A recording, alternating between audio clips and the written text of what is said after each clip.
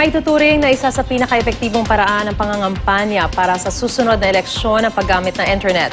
Kaya ang COMELEC humingi na ng tulong sa Kongreso para magtakda ng regulasyon sa online campaigning.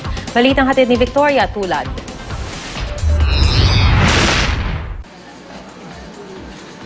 Noong nakaraang taon, umabot na sa halos 34 na milyong Pilipino ang may internet access ayon sa Department of Science and Technology. Dahil sa malaking bilang na ito, maging mga politiko at campaign strategists nakikita ang kahalagahan ng World Wide Web. Ito nga raw ang isa sa pinaka-epektibong paraan ng pangangampanya para sa 2016 elections. Traditional media is more expensive.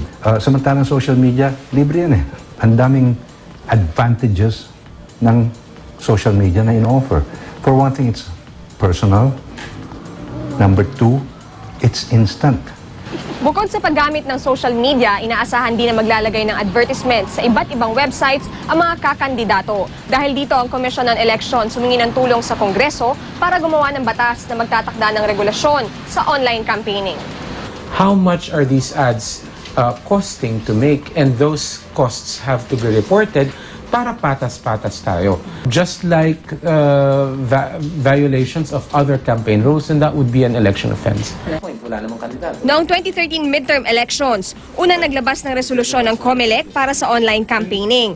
Sa ilalim nito, 3 beses sa isang linggo lang maaaring magkaroon ng internet advertisement sa kada website para sa panahon ng pangangampanya. Gaya ng campaign posters, nagbigay rin ang ahensya ng sukat para sa online ads. Pagdating ng 2013, there were a lot more YouTube ads. We were looking at the ads, we were looking at online presences of candidates. Pretty easy to spot. Pero paniwala ng isang online expert, hindi gaano mapapansin ang internet ads dahil mas patok ang viral posts. Iyon nga lang kailangang maging maingat ng mga kandidato. Kung nakatutulong kasi sa pag-angat ang viral posts, mabilis din makasisira ang mga ito. One thing that can potentially go viral is you take an event where na merong inaapi. And then you come to the aid of that person. Sort of an excessive or arrogant display of power will probably be your downfall if you're a candidate. Bago mag-eleksyon sa 2016, matinding laban daw ang mangyayari, lalo na sa mga tatakbo sa pagkapangulo. Pero anumang uri ng media ang gamitin ng kandidato, ang mahalaga raw ang mensaheng iiwan mo.